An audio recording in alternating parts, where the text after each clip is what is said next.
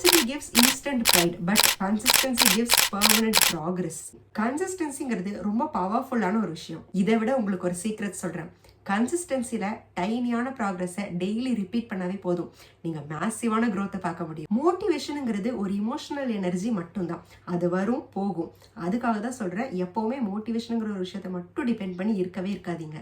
ஒரு நல்ல மைண்ட் செட்டை பில்ட் பண்ணணும்னு நீங்க நினைச்சிட்டு இருந்தீங்கன்னா மோட்டிவேஷன்ஸ்க்காக வெயிட் பண்றதை விட்டுட்டு சிஸ்டமை பில்ட் பண்ண ஸ்டார்ட் பண்ணுங்க. இதுல மேஜிக்கலான ஒரு விஷயம் என்னன்னா, சிஸ்டம்ங்கிறது ஃபிக்ஸ்டா இருந்துருச்சுன்னா நம்மளோட டேஸ் எவ்வளோ பேடா இருந்தாலும் நம்மளோட ருட்டீனுங்கிறது ஸ்பாயில் ஆகவே ஆகாது. Consistency is not about being strong, it's being simple.